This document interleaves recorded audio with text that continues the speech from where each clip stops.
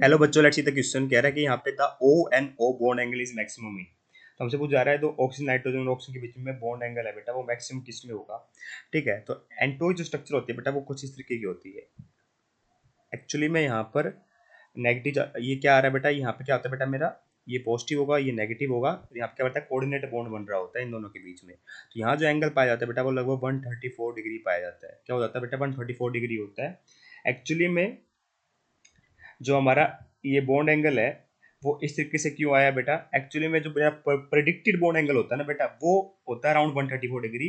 ठीक है, और ये एंगल डिटरमाइन कैसे किया गया, क्योंकि ऐसा क्यों आया बेटा, एक्चुअली में देखा जाए तो यहाँ पे अगर आप हाइब्रिडेशन निकालो तो एसपी आनी चाहिए। ठीक है, दो सिग्मा बॉन्ड है, पर एक्चुअली में होता क्या है बेटा, यहाँ पे रिपल्सन होती है lone pair of electrons on the oxygen atom and the bonding pair of electrons between the nitrogen and oxygen atom. ठीक है, इसके पास क्या बेटा, मेरे तीन तीन लोन पेयर है इस तरीके से, तभी तो नेगेटिव चार्ज आया हुआ है बेटा। तो उनके पास रिपल्सन होने के कारण बेटा बॉन्ड एंगल थोड़ा सा कम हो जाता है, जितना 180 डिग्री होना चाहिए था उससे, है ना। और एक्सपेरिमेंटल ऑब्जर्वेशन पाई गई है बेटा कि जो बॉन्ड एंगल एक्चुअल में पाया जाता है ना 134 ना होके, ये तो प्रेडिक्ट किया गया बेटा 121 होता है लगभग। कितना पाया जाता है बेटा एक्सपेरिमेंटली, 121 डिग्री। इस बात का अपने को ध्यान रखना है, 121 डिग्री।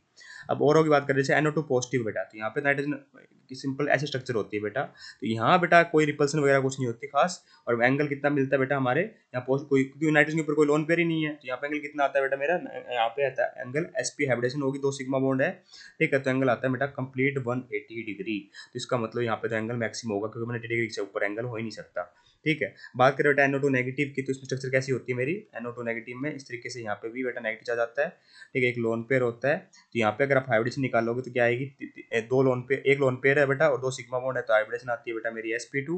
और sp2 हाइब्रिडेशन का मतलब बेटा एंगल होता है बेटा मेरा 120 डिग्री के आसपास। क्या होता है बेटा मेरा, 120 डिग्री होता है। ठीक है, इस बात का अपने को ध्यान रखना। 120 डिग्री तब होता है बेटा जब कंप्लीट बॉन्ड बन रहे तीनों, यहाँ तो रिपल्सन हो रहा है, तो ये लेस देन 120 डिग्री होगा। क्या होगा बेटा मेरा, लेस देन 120 डिग्री होगा। एग्जैक्ट 120 डिग्री तो तब होता है बेटा जब मेरा सारे सारे सिग्मा बॉन्ड्स हो रहे हो ना।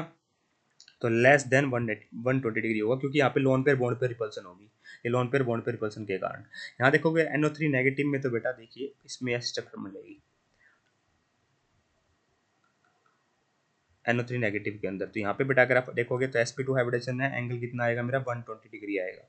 ठीक है, क्योंकि तीन सिग्मा बॉन्ड बन रहे हैं, पर यहाँ क्या होता है बेटा मेरा, इसमें तो 120 डिग्री आएगा बेटा, इसमें यहाँ तो कोई लोन पेयर नहीं है। ठीक है, तो इसका मतलब क्या होगा बेटा, सबसे कम सबसे ज़्यादा किस में बॉन्ड एंगल होगा मेरा, NO2 पॉजिटिव में होगा। किस में होगा बेटा, NO2 पॉजिटिव में होगा, क्योंकि वहाँ पे बेटा एग्जैक्ट मेरा बॉन्ड एंगल 180 डिग्री बनता है। तो I hope you got the answer.